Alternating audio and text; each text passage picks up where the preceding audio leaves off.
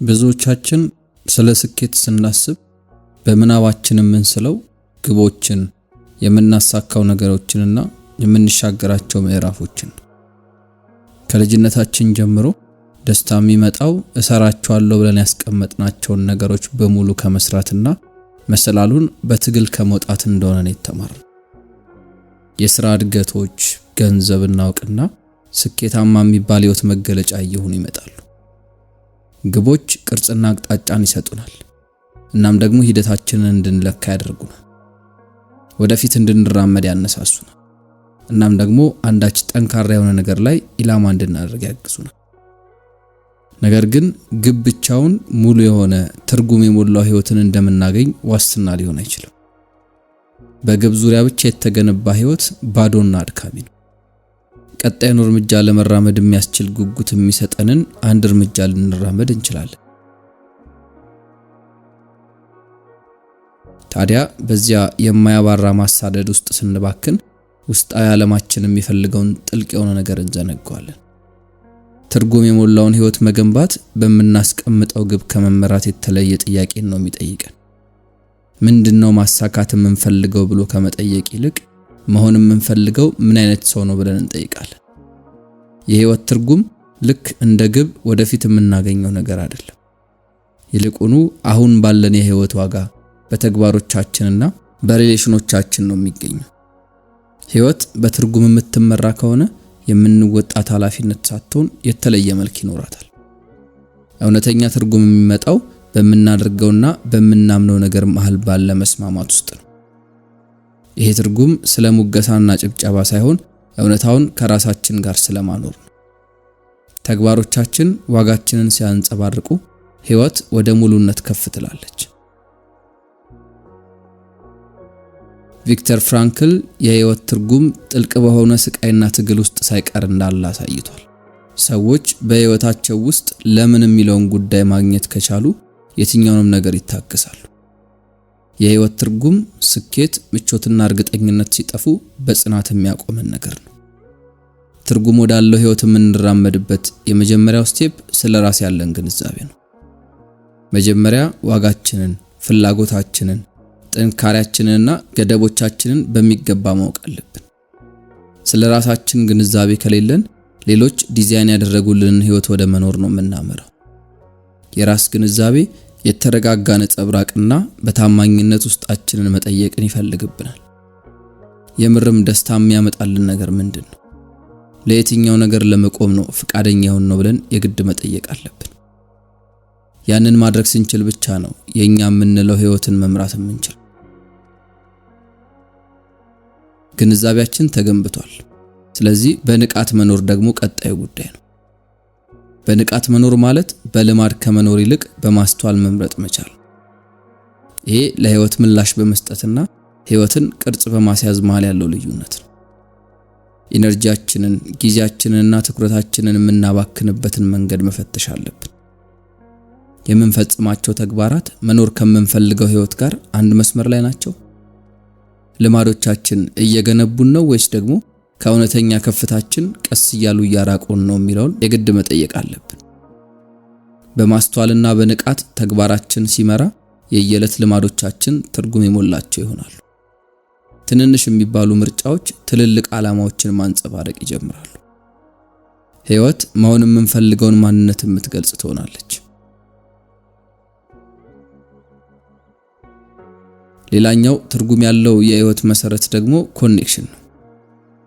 ሰዎች ሲረዷችሁ የሚሰማችሁ ስሜትንና የመታየት ስሜትን የትኛውንም ነገር ብታሳኩ ከምታገኙት ስሜት በላይ ነው።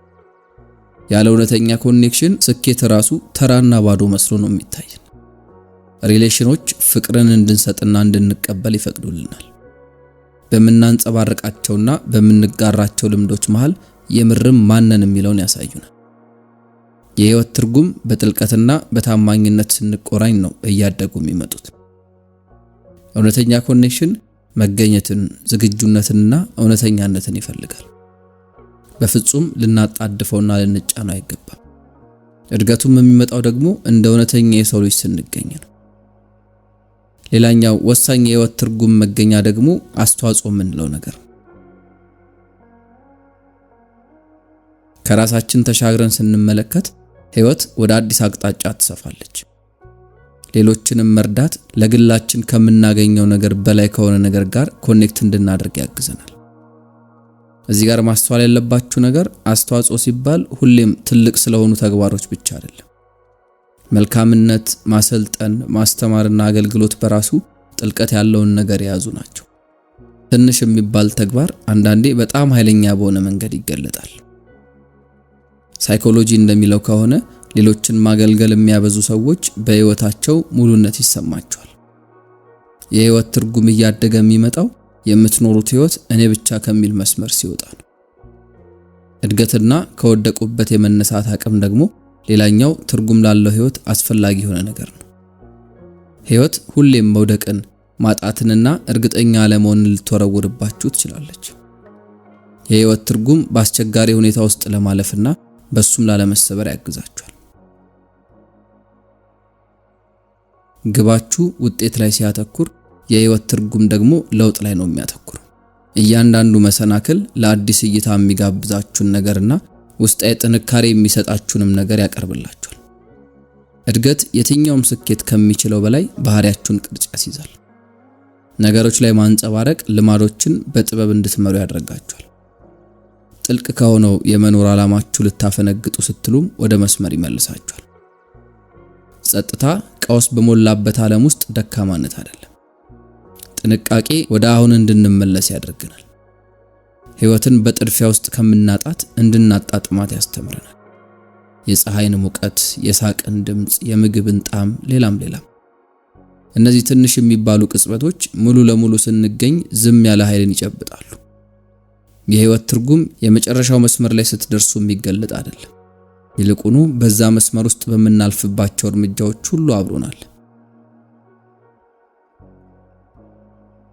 እርግጠኛ አለመሆንና አለመረጋጋት በፍጹም ማስወገድ የማንችላቸው የህይወት አንድ አካል ናቸው። ምንም ነገር ባለበት አይቆይም። የፈለገውን ያክል ብናቅድም ያንን እውነት መለወጥ አንችልም። ይህንን እውነት መቀበል ደግሞ በድፍረት የምንኖርበትን ነፃነት ይሰጠናል። ነገሮችን የመቆጣጠር ቅዠታችንን ስናጣው የበለጠ በታማኝነት እንኖራለን።